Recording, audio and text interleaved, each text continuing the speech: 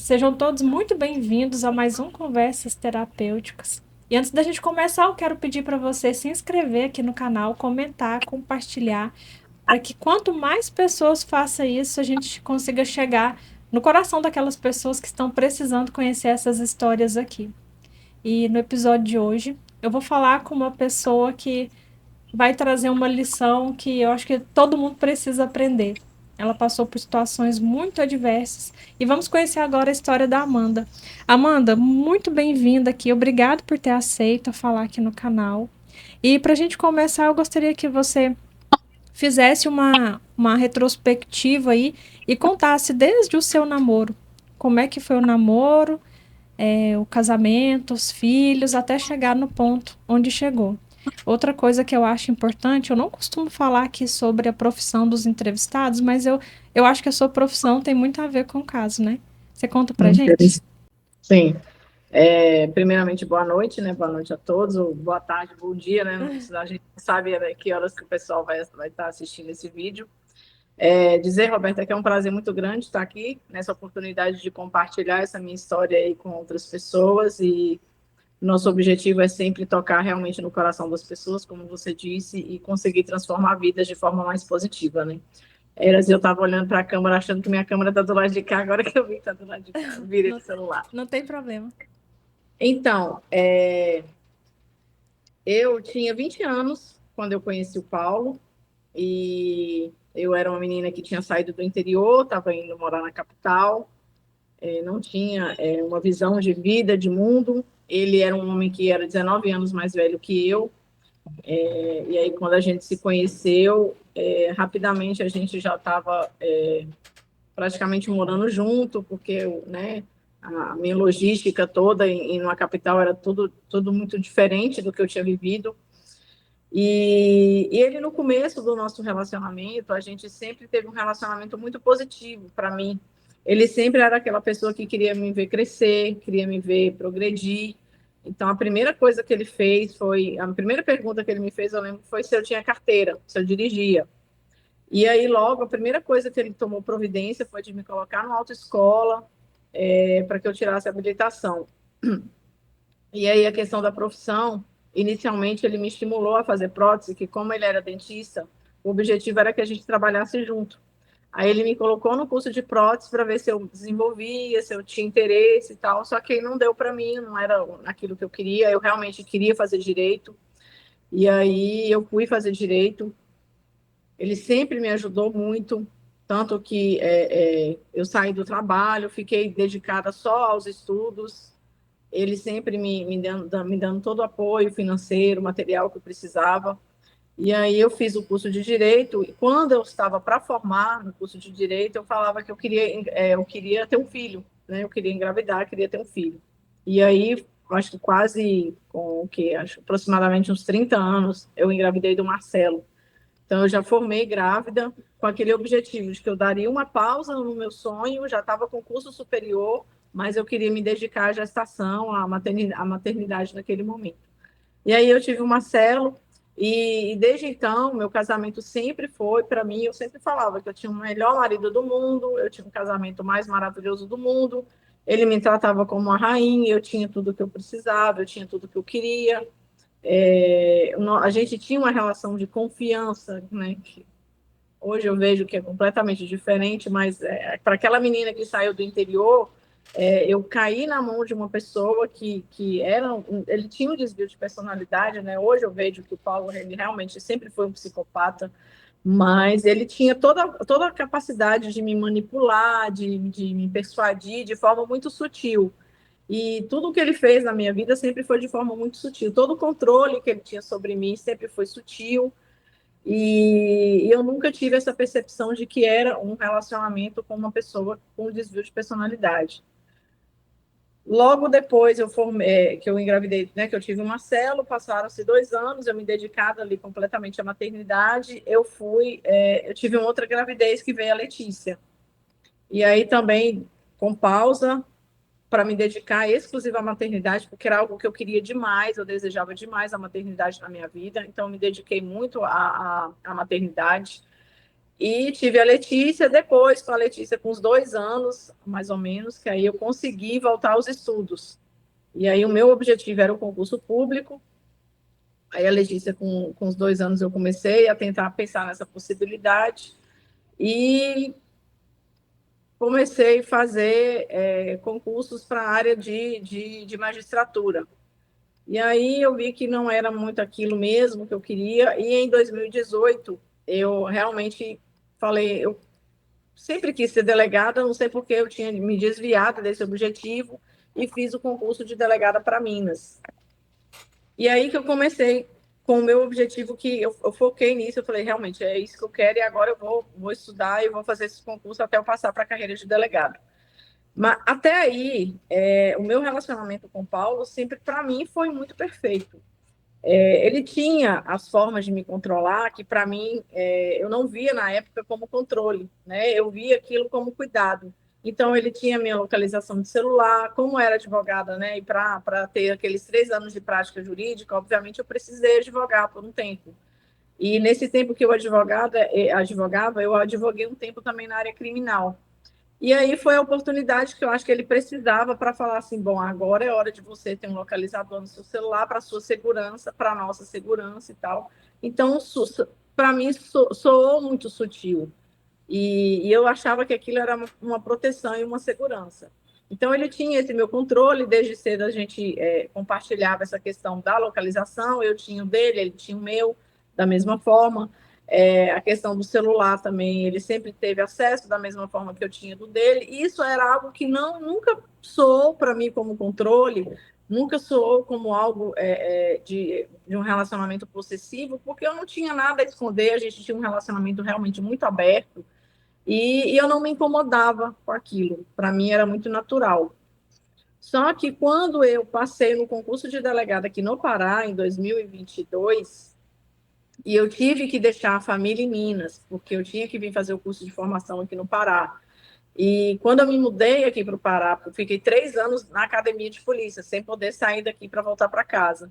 E quando eu vim para o Pará, aí tudo mudou. Tudo mudou. Aquele homem que eu achava que era que não tinha ciúmes, eu falava, eu levantava minha bandeira que meu marido não era ciumento, meu marido era super liberal. Eu ia para festas, eu saía sozinha. A gente estava em confraternização com os amigos, eu dançava com os maridos das minhas amigas, ele nunca se importou. Eu saía de vestido longo, que eu adoro vestido longo, e ele sempre perguntava para mim qual era o culto, qual era a igreja que eu estava indo, que ele sempre queria que eu tivesse, né? Não gostava de me ver de longo, queria que eu tivesse de minissar e tal. E eu sempre falando, levantava essa bandeira de que meu marido não era ciumento, não era possessivo, que não sei o quê, e implicava muito com as minhas amigas com relação a esse ciúme que elas reportavam para mim dos relacionamentos delas. E quando eu vim para o Pará, essa história completamente virou um pesadelo, porque aí ele começou a mostrar esse lado possessivo, esse lado ciumento, e aí na cabeça dele, na minha cabeça, naquele momento, eu vi que eu era uma menina, que eu tinha 20 anos quando a gente se conheceu, ele me apresentou o mundo sobre a perspectiva de vida dele, e de repente eu era uma mulher com uma profissão já na mão, que eu já estava aprovada no concurso, eu era uma delegada de polícia, eu estava num outro estado, completamente distante do controle dele, então ele foi um momento de surto inicial dele, foi esse. E aí foi só piorando, aí a questão dos ciúmes foi ficando cada vez pior, ele foi demonstrando cada vez mais ciúmes, e isso era algo que eu realmente nunca gostei, porque ciúme, eu sempre tive a consciência de que um relacionamento com a pessoa ciumenta é um relacionamento doentio, e logo quando ele começou a demonstrar esses primeiros sinais de ciúmes, me incomodou muito. E aquilo ali começou a acabar, destruir o meu casamento dentro de mim. Todo aquele sentimento que eu tinha por ele positivo começou a se transformar numa coisa muito ruim, negativa, porque eu não gostava daquela coisa de ciúmes. E eu não gostava de ser cobrada, porque eu não precisava dar satisfação, porque eu não estava fazendo nada errado. Né? Eu estava no outro estado, me concentrando para ter boas notas, dentro de uma academia de polícia. Obviamente, a gente tinha nossos momentos de lazer que eram raríssimos, mas a gente saía e ele sabia de tudo, ele tinha minha localização, então ele sabia a hora que eu saía, a hora que eu chegava, onde eu estava. Só que aí foi tomando uma proporção muito grande esses ciúmes. E algo que me deixou muito triste foi quando, na minha formatura, ele veio para o Pará com os meninos, com os meus filhos. E no dia da minha formatura foi o dia triste da minha vida, porque a gente teve a nossa primeira discussão com os meninos, na frente dos meninos, porque a gente estava no quarto do hotel, e ele, com essa cobrança, com esses ciúmes e cobrando muito, ele foi mexendo no meu celular, no meu WhatsApp, que ele tinha acesso. Eu nunca impedi que ele mexesse, mas eu sempre falei: olha, nunca venha tirar satisfação. Eu sou uma pessoa que eu sempre fui muito correta, então eu não gostava da pessoa vir tirar satisfação comigo, porque eu não estava fazendo nada de errado, eu não tinha por que ficar me explicando. E aquilo começou a me incomodar muito, ele ficar tirando muita satisfação, e era coisa que não tinha nada a ver. E nesse momento eu falei com ele: olha, a partir de hoje você não tem mais acesso ao meu celular, porque o seu ciúme está ficando cada vez mais doentio, está ficando cada vez ruim, está me prejudicando. Eu estou me sentindo completamente sufocada e não é isso que eu quero para minha vida, não é esse ciúme que eu quero, não é esse tipo de relacionamento que eu quero para mim. E no dia da minha formatura, tanto que eu nem consegui curtir, eu não aproveitei a minha cerimônia, estava todo mundo feliz e eu lá super triste porque eu tive uma discussão horrível. E nessa viagem que ele veio, ele foi embora e falou para mim que ele deixou um bilhete, né, escrito um pedaço, deixou a aliança para trás e falou para mim: olha, você conquistou o seu objetivo, você chegou onde você queria chegar e agora você não precisa mais de mim. E foi embora, viajou, e aí eu que peguei o telefone, fui falar que atitude imatura é essa, né? São 20 anos de casamento, a gente tem 2 filhos, não é assim que a gente resolve uma vida que a gente construiu junto e tal, você está sendo imaturo, e aí começou aquela coisa toda. Mas daí foi só piorando, tudo foi ficando cada vez pior.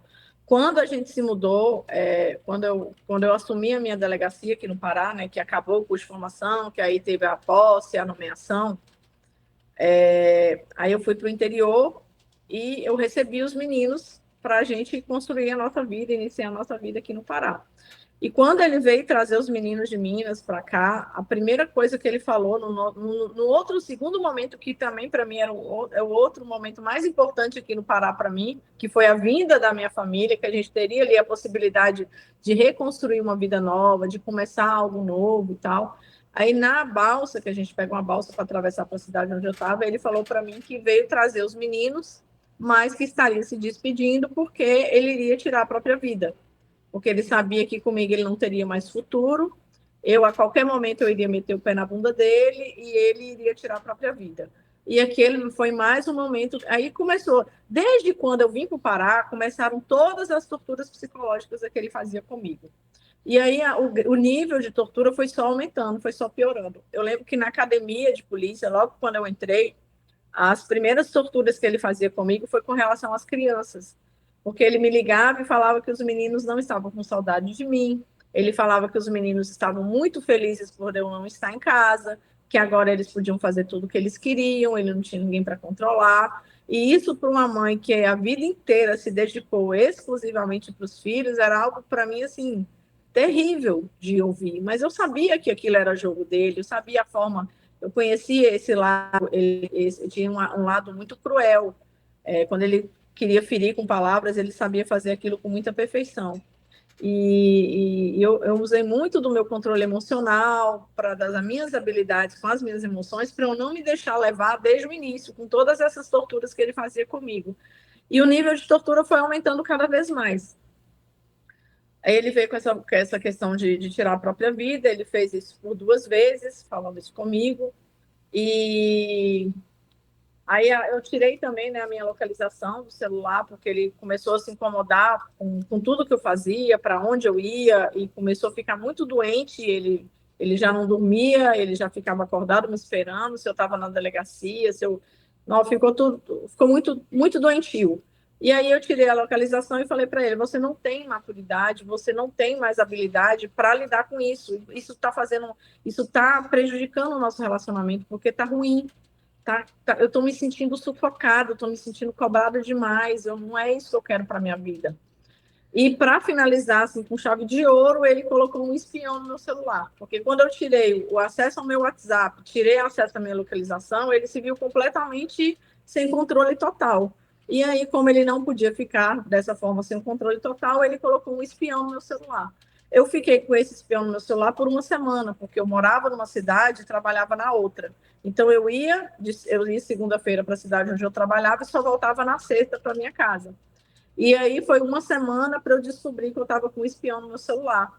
Quando eu descobri que ele tinha colocado um espião, aí para mim acabou. Eu falei, olha, para mim não dá, não dá, acabou para mim esse casamento, não tem como mais. Eu já tentei de todas as maneiras possíveis dar uma segunda, terceira, quarta, quinta, sexta chance, mas não tem como. E eu tinha uma sensação de um dever de gratidão com o Paulo, porque, querendo ou não, eu estava onde eu estava, na posição de delegada de polícia, muito por ele ter me dado o apoio, ele me deu todo o suporte que eu precisava, ele sempre me incentivava a fazer as provas, a ter todo o material, eu tinha tudo que se eu quisesse comprar 1 milhão de livros, eu compraria, ele sempre queria que eu tivesse a melhor base possível para poder estudar. Então, eu sou muito grata a ele por ele ter me dado todo o apoio que ele me deu. E eu não estaria aqui, talvez, se não fosse pela ajuda dele. Então, eu tinha essa sensação também de gratidão e eu não poderia simplesmente agora, diante de uma instabilidade emocional da parte dele, que ele se viu completamente dominado pelo ciúme, de simplesmente falar, não, agora chega, não quero mais, tchau, vai seguir sua vida que eu vou seguir a minha. Então, por um ano aí eu tentei dar oportunidades, tentei a gente melhorar, tentei sentar, conversar, essa questão de que veio falando para mim, eu vou tirar minha própria vida, que eu não tenho mais. Aí eu sentava, conversava, falava que não era assim. Mas a tortura psicológica ia ganhando um grau, uma proporção tão grande, que eu cheguei no meu limite emocional de falar para mim assim, eu não quero mais ouvir. Então, muitas coisas que ele me falava entrava por um ouvido, eu realmente já não estava mais prestando atenção. Sabe quando você ignora? Eu acho que isso foi assim uma facada, literalmente, no coração dele, porque eu atingi a fase de que, para ele era um ser indiferente na minha vida. E eu já ignorava completamente. E isso a pessoa sente. Porque quando você chama o seu parceiro, você fala, você quer brigar, você quer discutir, você quer ver a outra parte falando. E eu não, eu já estava tão cansada, eu já estava tão desgastada emocionalmente que ele falava e eu quieta, não falava nada, eu falava, tudo bem, se você acha que é isso, faça o que é melhor para você, eu não vou me desgastar emocionalmente com isso. Eu lembro que eu repeti uma coisa muito forte para ele, que eu falava assim, olha, você não vai me enlouquecer com a sua loucura, você está louco de ciúme, você está doente, você não vai me enlouquecer com a sua loucura. Então, e eu sempre muito calma, falando sempre baixo, num tom de voz, e eu sei que aquilo irritava, porque ele não queria me ver naquela posição. Ele queria me ver dominada pela raiva, ele queria que eu gritasse, que eu esbravejasse, que eu falasse não, e aí não, eu não sei. Oi, cadê? Peraí. Desculpa, que entrou uma ligação aqui. Imagina. E aí, ele não queria que eu. Aí eu perdi o que eu estava falando. Que ele não queria te ver nessa posição. De inércia, né? Ele queria Uhum. que eu tivesse ali comprando aquela briga dele, queria que as palavras que ele me falasse, que as torturas que ele me fizesse me abalassem emocionalmente, e não me abalava. Sempre trabalhei muito o meu psicológico, trabalhei muito essa questão da inteligência emocional, do meu autocontrole, porque assim, eu me importava muito com o que as pessoas falavam, porque eu sempre fui muito consciente do que eu sou, de quem eu sou, de quem eu sou. Então, as coisas que ele falava para mim não me desestruturavam emocionalmente, mas chega uma hora que eu precisei realmente bloquear da minha cabeça. A conduta dele em relação a mim estava completamente bloqueada, porque se eu não bloqueasse, eu não teria capacidade de sair de casa e ir para a delegacia, trabalhar, porque não sei, nem me lembro mais se você me apresentou aí como delegada, eu também acabei de Não. esquecer de me apresentar. Pois é, eu sou delegada de polícia, né? Eu sou delegada aqui no estado do Pará, e eu, na época, eu atuava na delegacia da mulher, inclusive. Eu era atendente da DEAN, então eu fazia atendimento à delegacia da mulher e criança e adolescente também. Então, no meu dia a dia, era mulher sendo agredida, era criança sendo violentada, e adolescente sendo exposta na escola, em WhatsApp e tal. Então, era algo muito perturbador. Então, se eu não me bloqueasse, não teria estrutura emocional para sair de casa e conseguir lidar com aquilo. Porque é o que acontece muitas vezes, né? Você tem uma sobrecarga emocional tão grande em casa que você vai para o trabalho e na primeira oportunidade que você tem, você vai descarregar aquilo em cima de alguém. E eu tinha muita responsabilidade com relação a isso. Eu não poderia, de forma alguma, a deixar que aquele meu problema pessoal em casa atrapalhasse o meu atendimento na delegacia, que exigia sempre de mim muita cautela, muita prudência e principalmente muita empatia. Então, eu tive um bloqueio muito grande com relação a todas as torturas que ele me fazia, que ele tentava me abalar, e as coisas que ele ia me falando, eu já ignorava, então já nem prestava atenção.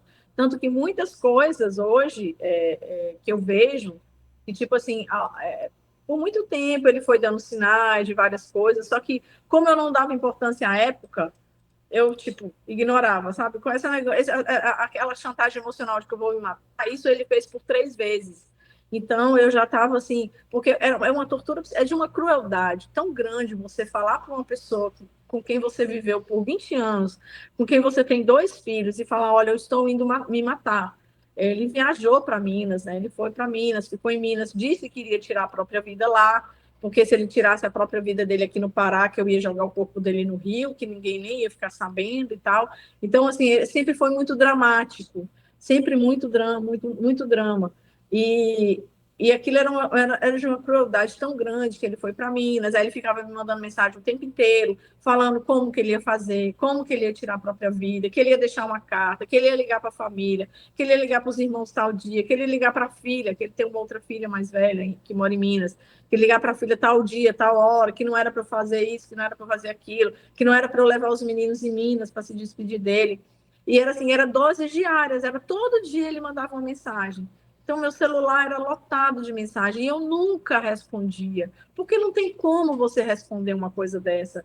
E aquilo ali eu li, eu no meio do meu trabalho, eu recebia lá aquelas mensagens. Olha, lembra de fazer isso, olha, lembra daquilo.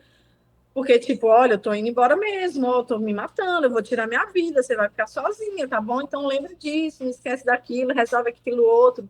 E era de uma crueldade, assim, sem tamanho. Aquilo foi me corroendo por dentro de tal forma que eu fiquei literalmente anestesiada, que eu falei, não, eu não vou me entregar para essa dor, porque eu estava em casa, eu tinha os meus filhos para tomar conta, e eu tinha que sair para a delegacia para lidar com mulher violentada, com criança violentada, e eu tinha que ter cabeça. Então, o meu bloqueio emocional diante de toda essa tortura foi muito grande. Hoje eu agradeço muito a Deus, porque eu realmente sei que não há trabalho de inteligência emocional, não há estudo de inteligência emocional que justifique toda a estrutura emocional que eu tive aí nesses últimos anos, nesses 2 últimos anos praticamente. Com a ida dele para Minas e a minha inércia diante dessa tortura toda que ele fez comigo, e ele viu que, tipo, se ele se matasse, na cabeça dele, eu acho que ele pensava assim: não, se eu tirar minha própria vida, eu vou estar fazendo um favor para ela. Então, não é essa a solução. Pensei em outra coisa, porque é uma pessoa que fica, né, uma semana ali num quarto de hotel, olhando para um ventilador no teto, tem tempo para pensar em tudo. Então, eu tenho certeza que ele planejou acabar com isso tudo nessa viagem que ele fez, com essa tentativa de tirar a própria vida aí. Como ele viu que eu não cedia a esse momento, a essa tortura, que eu não dei corda para ele, tipo, eu não respondia as mensagens. Depois que ele foi embora, eu não mandei mais nada, não falei mais nada com ele. E ele notou que realmente não era aquela melhor solução. Ou na verdade, porque hoje eu entendo que ele sempre foi um psicopata. E ele é tão dissimulado que ele simulou ser um doente depressivo. Ele simulou ter uma depressão que ele nunca teve. E ele me deixava preocupada com esse quadro depressivo, mas hoje eu vejo que não tem como. A pessoa nunca foi depressiva. Ele sempre foi muito frio. Eu notava essa frieza, essa falta de empatia, mas é aquilo, você nunca quer acreditar que você dorme ao lado de um psicopata. Então, é meio que inconsciente, você faz aquele bloqueio de não, eu sei que é, mas não. Eu sei que ele é assim, mas não, ele não é um psicopata. Eu sei que ele não tem empatia, eu sei que ele prejudica as pessoas, eu sei que ele não se importa. Não, mas ele não é um psicopata. Então, tem muito disso, porque quando você está em casa, você não quer. E você também não vai ficar estudando 24 horas o comportamento da pessoa com quem está em casa com você. Com essa viagem a Minas, eu acho que ele voltou com a possibilidade de tirar a vida de todo mundo. Eu acho que o plano inicial dele era realmente acabar com todos nós. Ele tinha planejado isso. E aí, quando ele pediu para voltar para minha casa, ele me ligou e falou: Olha, eu queria muito voltar para poder te ajudar, para poder ajudar os meninos, que eu sei que eles precisam de mim e tal, mas eu vou ficar na minha, eu vou ficar numa boa, e eu só quero um tempo para eu me restabelecer, para eu ver o que eu vou fazer, para onde eu vou, o que eu vou fazer da minha vida e tal. Eu falei: Obviamente, eu falei, tudo bem, mas com uma condição. Você está depressivo, então você precisa de um acompanhamento psiquiátrico, você precisa de ajuda, você precisa tomar medicação, você vai ter que fazer o acompanhamento com psicólogo, com psiquiatra e tal. Eu falei, não, beleza, eu vou fazer isso e tal. Então ele voltou com essa condição, voltou dissimulando toda essa questão, tanto que eu lembro que ele foi, né, realmente num psiquiatra, fez uma sessão, aí gravou, queria que eu ouvisse a gravação, eu não ouvi, aí trouxe uma caixa de lítio, que o psiquiatra prescreveu para ele deixava sempre na cozinha, para que eu visse que o lixo estava lá, e ele simulava que tomava, porque obviamente ele não tomava aquela medicação, então ele queria ver que ele realmente estava se cuidando. Como eu trabalhava fora o dia inteiro, não ficava em casa, ele falava que teve sessão com psicólogo, com psiquiatra, pelo WhatsApp, né, pelo celular, porque era online e tal, mas eu não acompanhava isso, porque eu não estava em casa, então não tinha como saber. E aí ele teve todo o tempo para pegar, para se preparar para isso, e como eu tinha duas armas, eu saía para trabalhar com a minha funcional e eu tinha uma arma particular em casa. E essa arma particular minha em casa, ela ficava desmontada, completamente desmontada. E cada parte da arma eu guardava num determinado local e volta e meia eu ia lá e mudava tudo de lugar de novo. Mas ele já com esse plano todo em mãos, todo em mente, ele foi de forma muito dissimulada também, ele foi procurando, tanto que hoje eu lembro até uma coisa que na época eu nem raciocinei, nem processei, um dia eu cheguei em casa e do nada estava ele em cima de uma escada, olhando em cima de um armário da cozinha, tipo, o que a pessoa está fazendo com a escada em cima do armário da cozinha? Não tem nada para estar procurando lá, mas na época nunca que eu ia processar que ele estaria procurando a minha arma, jamais. E ele mexia nas minhas coisas de forma muito sutil, porque ele sabe que eu sou muito detalhista também, então qualquer pessoa que mexe nas minhas coisas, eu sei que alguém mexeu. E ele foi muito cauteloso, que ele mexia com muito cuidado, e até descobrir onde estava, até descobrir como montava. E no domingo, aí o fato ocorreu em julho, dia 10 de julho, né, de 2023. No domingo, foi numa segunda-feira isso. No domingo, eu acho que ele tinha planejado acabar com as nossas vidas, todo mundo junto no domingo, tanto que ele vestiu uma roupa que ele nunca tinha vestido antes, e aí ele apareceu para todo mundo lá, disse que estava se despedindo de todo mundo, que ele ia embora para Minas, porque ele era tão dissimulado que ele voltou já com essa questão de me desarmar completamente, porque como policial, como delegada que eu sou, obviamente eu estava sempre com o pé atrás, eu estava sempre né, com cautela e tal, e ele voltou com essa missão de me desarmar da posição que eu estava. Então, ele voltou com essa ideia de ficar falando comigo, olha, besteira aquilo de morte, eu não vou tirar minha vida, isso é coisa de gente covarde, e não estou mais nessa, e falava isso o tempo inteiro, que é algo que hoje a gente acho que quem é terapeuta sabe muito bem, quando a pessoa está no quadro, de repente, do nada, volta com outro completamente diferente, é aí que o alerta tem que ligar mesmo. Mas eu não tinha esse discernimento, eu não tinha essa atenção para esse fato. Porque eu já estava tão desgastada emocionalmente, porque eu estudei psicopata, eu tenho pós-graduação exatamente em psicologia forense, mas você está tão abalada, tão fragilizada emocionalmente, que as coisas vão acontecendo. O meu bloqueio emocional já estava tão grande que, tipo, eu me desconectava do mundo externo. Tudo que ele falava, tudo que ele fazia, não entrava, eu não processava, porque eu estava completamente desconectada dele. E, e ele voltou com essa ideia de que uma semana antes, aí ele falou para mim, olha, eu conversei com a minha família, eu vou voltar para Minas, eles vão me ajudar e tal, então você pode ficar tranquila, você vai ficar em uma boa e, e vai dar tudo certo. Beleza, isso é uma semana antes. Porque ele queria me desarmar justamente para que eu não ficasse com a menor atenção nas condutas dele, porque eu estava crente que ele ia embora para Minas na terça-feira. E no domingo ele aparece com essa roupa diferente e se despedindo de todo mundo. Nesse momento ligou o meu alerta, que eu falei, não, alguma coisa está muito errada aí, porque ele nunca vestiu uma roupa dessa. Ele não vai viajar hoje, a viagem teoricamente é só terça-feira. Por que ele está com essa roupa? Por que ele está se despedindo de todo mundo? Que roupa era? E aí, era uma roupa social, ele não usa roupa social. Ele estava com a camisa vermelha que ele nunca tinha usado na vida, que era uma camisa nova que ele tinha comprado no Natal, mas ele não usou. E ele comprou, usou essa roupa social. Ele não era de usar roupa social, então ele chegou lá com camisa, um sapato também que ele nunca tinha usado, e falando para todo mundo que ele estava se despedindo, que era com aquela roupa que ele ia embora. Nesse momento ligou meu alerta total. Eu lembro que eu estava numa festa até, e aí eu estava bebendo com os amigos. Aí no momento que ele chegou, foi tão nítido o meu susto que todo mundo depois falou assim: Amanda, o que aconteceu? Você está branca. Eu fiquei em choque na hora que eu vi. Tanto que nesse momento eu não bebi mais, eu fiquei em alerta completo, tudo que ele fazia eu prestava atenção. Aí nesse dia foi a primeira vez que eu tranquei a porta do meu quarto. Foi a primeira vez que eu tranquei, eu peguei a minha filha, a gente dormiu junto no quarto, com ela, e eu tranquei a porta do quarto. Saí, eu não durmo com ela, geralmente na segunda-feira, porque como eu saio para trabalhar cedo, para não acordar, incomodar e tal, aí eu sempre dormia sozinha e ela dormia no quarto dela, com o irmão. Só que essa noite eu estava com o coração apertado já estava tensa e tal, nervosa, e eu peguei ela para dormir comigo. Aí ela dormiu, acordei no dia seguinte, fui trabalhar, e na manhã da segunda-feira, eu não sei se ele esperava no domingo que eu chegasse porre em casa, que eu abaixasse a guarda, que eu ficasse em alerta, ou melhor, que eu não ficasse em alerta e tal. E eu não posso dizer com certeza, porque a gente não tem conhecimento de tudo, mas eu imagino que nesse domingo ele tinha planejado levar todo mundo. Como ele não conseguiu no domingo, na segunda-feira de manhã ele me mandou uma mensagem: o seu futuro será de tristeza e solidão.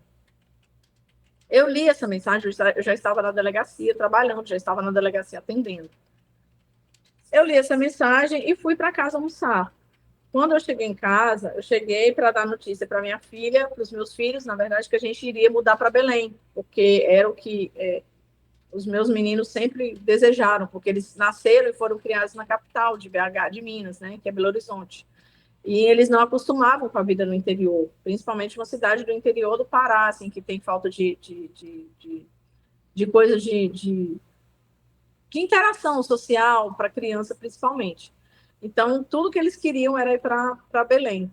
Aí, na segunda-feira, eu cheguei para almoçar. Eu falei, filha, olha, meu chefe me ligou agora de manhã falando que a gente vai para Belém. Aí ela ficou toda feliz, eles ficaram eufóricos. Ah, posso arrumar a mala? Eu falei, pode. Começa a arrumar as coisas que a gente vai para Belém. Geralmente eu chego em casa para almoçar ao meio-dia e saio às 3 da tarde, porque no interior aqui do Pará, como é um calor muito forte, nada funciona no interior, de meio-dia até 4 horas da tarde. E aí eu saía para a delegacia de novo 3 horas da tarde. Esse dia, eu cheguei em casa para almoçar, eu senti um clima tão pesado, tão carregado, que eu deitei na minha cama, eu tive a nítida sensação que eu ia ser esfaqueada, assim. Eu deitei, eu não devo ter ficado 2 minutos com o olho fechado, porque na mesma hora que eu fechei meu olho, me veio essa sensação muito forte que eu seria golpeada de alguma forma. E nesse mesmo instante eu levantei, tomei meu banho, vesti minha roupa e voltei para a delegacia. E aí, no que eu estava saindo, ele me perguntou, te mandei uma mensagem de manhã, você viu? Aí eu falei, não. Aí ele falou assim, pois então veja e me responda. Quando eu cheguei na delegacia, aí eu respondi, ok, porque uma pessoa te manda mensagem, seu futuro será de tristeza e solidão. Ela espera que tipo de resposta? Na cabeça doentia dele, a resposta hoje que eu percebo que ele esperava era: tá, tudo bem, vamos parar com isso, vamos reconstruir nossa vida, vamos tentar de novo. Eu acho que era essa a resposta que ele queria, porque ele estava na iminência de fazer uma coisa e foi a última cartada, foi a última tentativa dele. Só que eu respondi, ok. Por quê? O que que eu vou responder? Ele queria uma resposta, eu vou responder o quê? Respondi ok. Quando deu 4 horas da tarde, meu celular toca e ele fala para mim: eu matei. Não, você conseguiu o que você queria. Eu matei os seus filhos. E aí, eu joguei meu celular no chão, já saí desorientada procurando a chave do meu carro e muito louca, muito. Falei, não acredito que agora. Não acredito que ele fez isso. Eu não consegui acreditar, não consegui acreditar. E eu cheguei, aí saí de casa, saí da delegacia correndo, a minha escrivã foi comigo, porque ela viu que eu estava desorientada, e eu acho que ela me perguntou alguma coisa, eu falei, o Paulo falou que matou os meninos. Então foi só eu e ela para casa, e eu estava com a arma no coldre, estava sem colete, sem nada, e a minha porta é de abrir, assim, você abre dos dois lados. Aí eu cheguei em casa e abri a porta. No que eu abri a porta, não como delegada, porque eu não estava com arma em punho, não fui com colete, eu saí como mãe, não era delegada, era mãe. Então, no que eu abri, eu vi logo o meu carregador da minha arma funcional no sofá. Quando eu vi aquilo, meu coração parou, porque eu falei, dessa vez ele não blefou, porque a minha arma ele achou. E aí eu gritava pelos meninos e ninguém respondia. E aí, quando eu entrei no meu quarto, aí eu vi a cena lá, estava todo mundo, e ele lá no chão também, que ele já tinha tirado a própria vida. E hoje eu vejo que no momento que ele me ligou, além de me falar e ele ver a minha reação, ele queria que eu ouvisse o disparo que ele deu nele. Porque como eu sou policial, eu ouvir tiro é algo que vai ser comum na minha vida por muitos anos. Então ele queria, eu acho que de forma muito macabra, muito sombria, que toda vez que eu ouvisse um disparo de arma de fogo, que fosse um gatilho para me remeter àquele momento, aquele dia. Mas eu não ouvi esse disparo, porque na hora que ele falou, eu matei seus filhos, obviamente no celular eu já joguei em algum lugar, já saí procurando a chave do carro, e eu não ouvi. E quando eu cheguei, aí eu só vi a cena lá e foi algo que me deixou muito perturbada. Era algo que assim, não tinha como acreditar, não tinha como acreditar, não tinha como aceitar. Foi algo muito cruel, é muito estúpido e inimaginável. Assim, para mim, eu tive duas pessoas na minha vida que me acompanhavam, que eu falo que eu sempre fiz terapia, porque eu nunca fiquei com essas coisas todas para mim. Então, o meu núcleo de dia a dia, as pessoas mais íntimas da minha vida, todo mundo sabia tudo que eu passava, porque eu chegava, eu contava, eu colocava para fora, eu desabafava. Então, eu tive duas pessoas que levantaram essa possibilidade. Eles falaram, Amanda, eu acho que o Paulo, para te atingir, como ele está vendo que ele não vai te atingir psicologicamente, eu acho que para te atingir, ele vai tentar fazer alguma coisa com os meninos. E eu, com relação a isso, eu falei para essas duas pessoas, foram em momentos completamente diferentes. Eu falei, gente, não tem a menor possibilidade, não tem a menor possibilidade do Paulo fazer alguma coisa com os meninos, porque ele era uma pessoa, assim, ele era um pai zeloso, cuidadoso, que fazia tudo para os meninos, tudo que os meninos queriam, ele fazia à vontade. Então, jamais eu poderia imaginar que ele fosse fazer uma coisa dessa, principalmente fazer da forma que fez, que foi o plano final, assim, para me atingir. Tipo, meu destino será de tristeza e solidão. Então, estou levando seus filhos e agora finalmente eu consegui te abalar, vou conseguir te destruir. Então, isso é algo que ainda agora, nesse momento, eu posso dizer, Roberta, com toda sinceridade, assim, eu não consigo processar que eu não tenho mais os meus filhos. É algo que eu não consigo processar dentro de mim. Então, essa ligação, o desejo dele de tirar os meus filhos de mim, em momento algum eu consegui sentir isso efetivamente, sabe? Tipo, não, eu não tenho mais os meus filhos. Acabou para mim, acabou. Eu acho que me mantive de pé e estou de pé até hoje. Não sei aí. Eu faço terapia, né? Faço acompanhamento com psiquiatra, mas eu lembro que no começo a minha psicóloga, ela sempre brigava comigo falando, não, você precisa viver seu luto, você precisa se entregar à sua dor. E eu falava para ela assim, gente, mas o meu luto, ele vai ser eterno, porque não tem uma fase de luto. para uma mãe que perdeu 2 filhos. O luto dessa mãe vai ser para sempre. Eu vou viver a minha dor até meu último suspiro, até meu último dia. Então, o que eu tenho dentro de mim é essa noção de que eu não tenho os meus filhos fisicamente mais. Isso dói. O primeiro sentimento que me despertou quando aconteceu foi um sentimento de revolta, porque eu fiquei tão revoltada com o Paulo dele ter. Como que você tira a vida de 2 pessoas que não tem nada a ver, 2 seres tão puros, 2 crianças, filhos seu, do seu sangue, e assim você privar essas pessoas de viverem as fases da vida, sabe? De completar outras fases da vida por um desejo egoísta, uma coisa tipo, eu preciso da atenção dela, eu preciso destruir essa mulher de alguma forma, eu preciso abalar essa pessoa de algum jeito. E vai ser com eles. Então, isso me deixou revoltado. O meu sentimento sempre foi de muita revolta. E aqui, nos primeiros momentos, aí eu ressignifiquei esse sentimento para falar, não, ele não tinha discernimento, porque ele estava depressivo, ele estava tomado por uma depressão muito forte, muito profunda, mas hoje eu já ressignifiquei até isso também, porque realmente ele nunca foi depressivo. Ele sempre foi um psicopata muito frio, muito calculista, porque a pessoa você planejar tirar a vida da sua família, mesmo que a minha junta, mas você É, planejar tirar a vida dos e seus filhos é algo muito cruel. tem crimes que somente psicopatas podem fazer, né? E esse com certeza é um deles. Uma pessoa que não seja psicopata não tem condição de cometer um crime desse tamanho. Amanda, eu tenho uma série de perguntas para te fazer. Infelizmente, assim, o nosso tempo aqui é curto, é só 1 hora. E 1 hora para falar de assuntos tão complexos é muito pouco, né? Mas eu queria saber um pouco, assim, primeiro, qual que é a idade que seus filhos tinham? A Letícia, 9 anos, e o Marcelo, 12. E nesse inteirinho que vocês passaram aí de dificuldade no relacionamento, qual que era o posicionamento dos meninos? Eles sentiram muito, eles conversavam com você sobre esse assunto?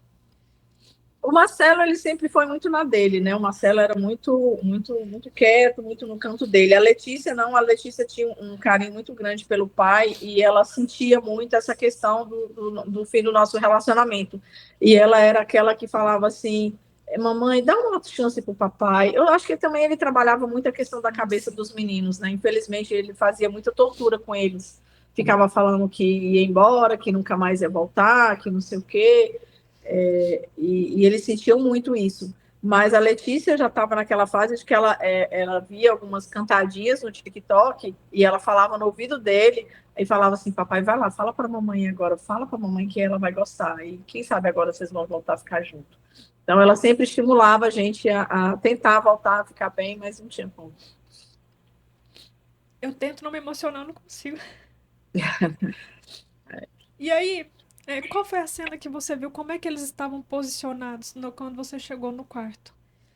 Ai, Porque isso Roberta, também tem. infelizmente é algo que eu estou fazendo uma outra terapia para eu não lembrar desse Não momento. É lembrar, algo né? que eu fico na minha cabeça e esquecer, e eu estou bloqueando isso, porque eu reviver esse momento, para mim, é algo que eu faço todos os dias da minha vida. Eu estou fazendo uma outra terapia alternativa, que é justamente para eu bloquear na minha mente essa cena, porque é algo que me faz muito mal. Desculpa até ter te perguntado, mas porque a gente sabe que quando o psicopata ele pensa as coisas, ele pensa em cada detalhe, né? Até nessa Sim, situação eles pensam. Ele é, pensa em cada é, detalhe. a Letícia, ela estava dormindo, ele realmente deu um sonífero para ela. E ele, eu acho que é porque ele tinha um vínculo muito forte com a Letícia, porque a Letícia era muito carinhosa, era muito carinhosa. A Letícia era muito parceira dele. E, como eu falei, o Marcelo era, como era uma adolescente já, já era mais desligado, ficava no mundinho dele. Mas a Letícia não, a Letícia se envolvia, estava junto. Então a Letícia ele colocou para dormir. E ele não conseguiu, ele deu os disparos em cima de travesseiro, edredom e tudo. Agora, o Marcelo, infelizmente, ele olhou na cara do filho dele e conseguiu dar um disparo aí no próprio filho. Eu concordo com você quando você fala assim que o luto é eterno. Isso é para qualquer mãe, né? Quem é mãe, acho que por isso que eu me Nossa, emociono tanto. Eu sou mãe também, tenho 2 filhos. E a gente se emociona muito com mães que perdem filhos, mas eu acho que a forma com que foi, acho que é a pior de tudo, né?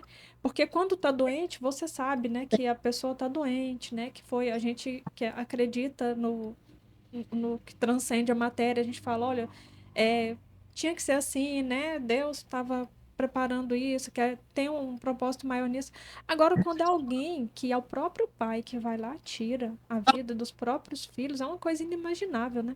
É muito cruel. Eu tava ansiosa para conversar com você, Amanda, porque eu te acompanho lá no Instagram e, e eu acho que você tem feito um excelente trabalho de ressignificação, né? Eu vejo as coisas que você posta, eu vejo você tentando seguir a vida e é o melhor que você pode fazer, né? Sim, Não cumprir aquilo que ele determinou para sua vida. jamais, jamais. É, porque você não tem como voltar ao passado e fazer uma nova história, né? Você tem que fazer uma nova Sim, história a partir de agora.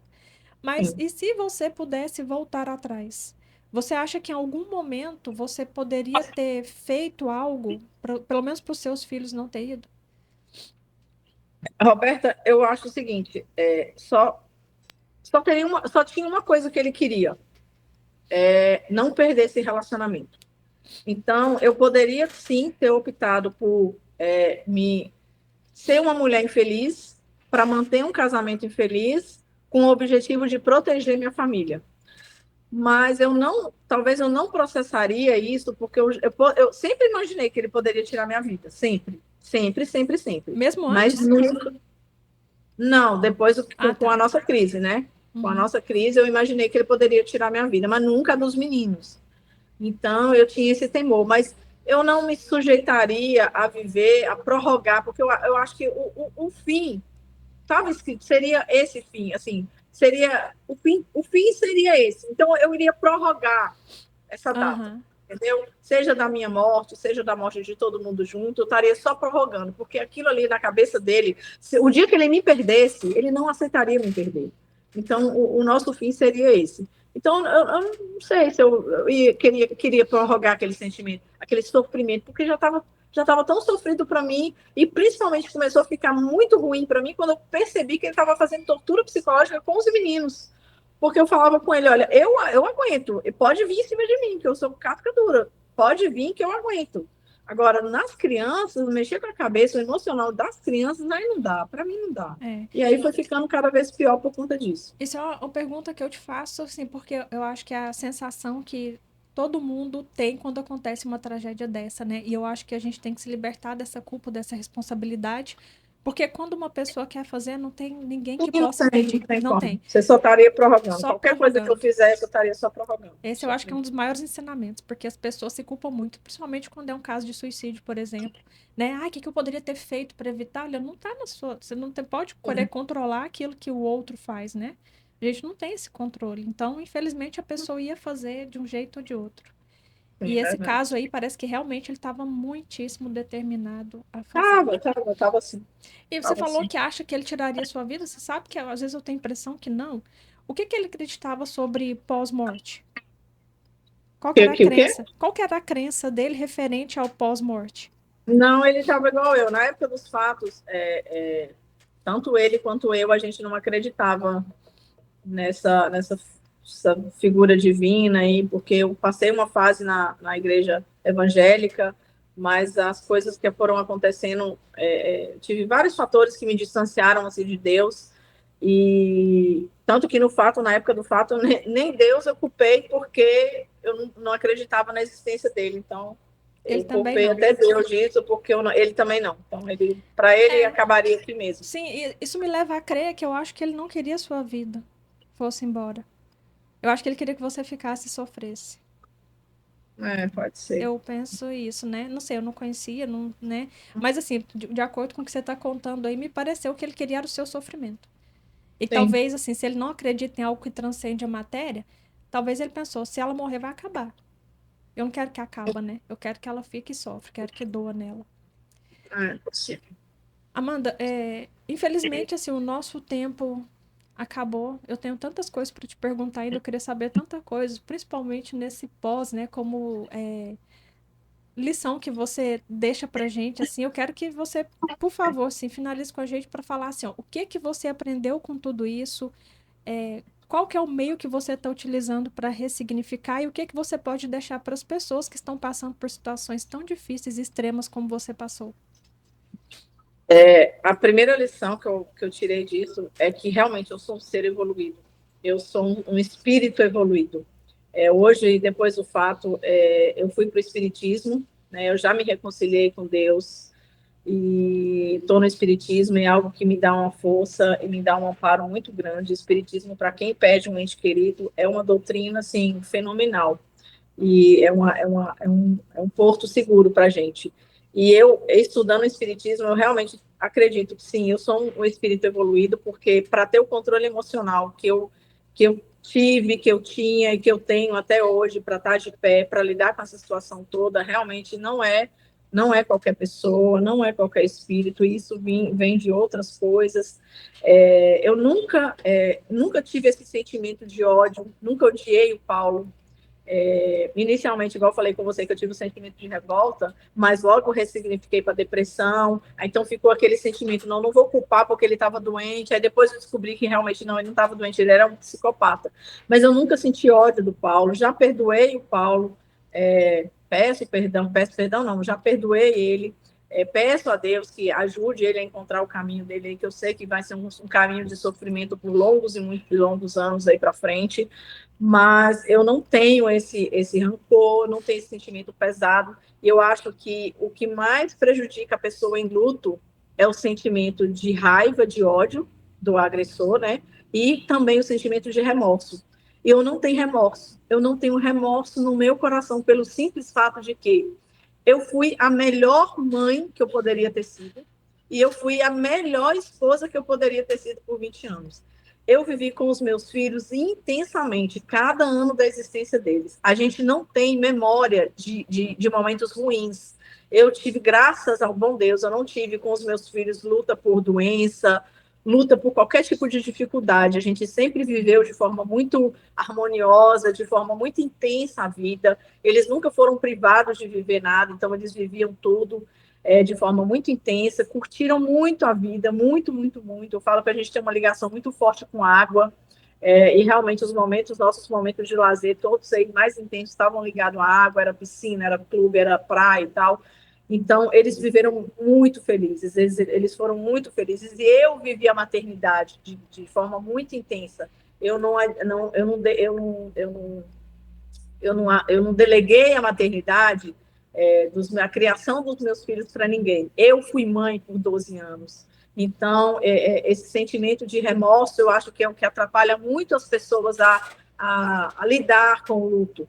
Porque quando você se sente culpado por não ter feito mais, por não ter amado mais, por não ter cuidado mais, isso é algo que vai realmente corroer a pessoa.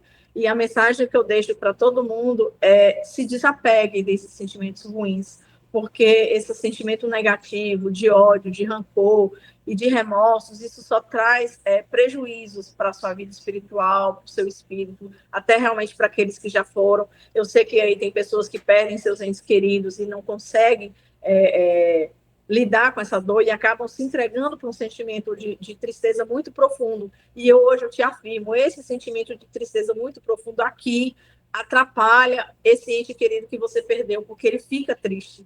Com a sua tristeza, ele está triste lá no outro plano, e você precisa ficar bem aqui para você cumprir a sua missão.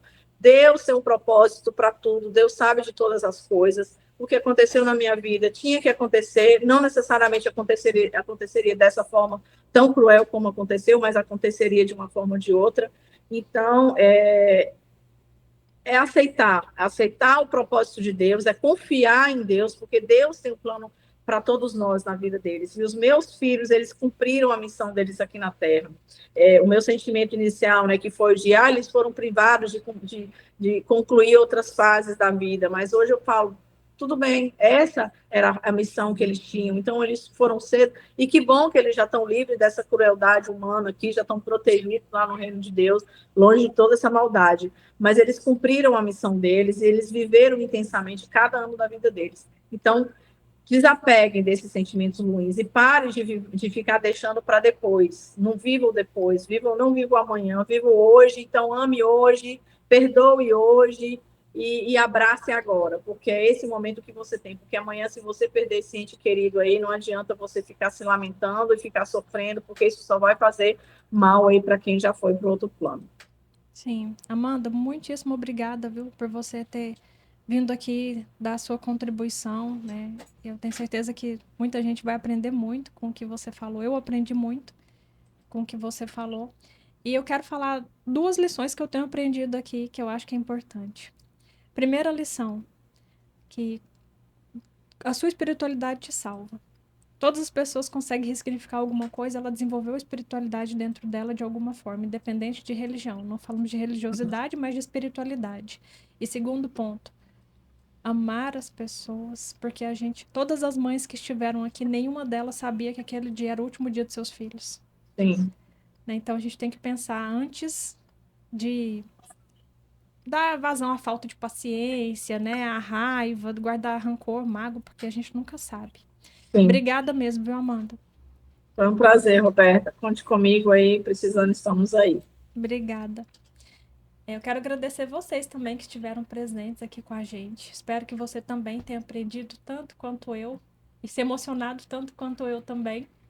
Eu quero pedir para você que gostou desse vídeo, que tem gostado aqui do canal, das lições que a gente tem trazido aqui, para você curtir, comentar, compartilhar, se inscrever no meu canal, para a gente ajudar outras pessoas que estão precisando conhecer histórias como a história da Amanda. Eu vejo você no próximo episódio. Muito obrigada.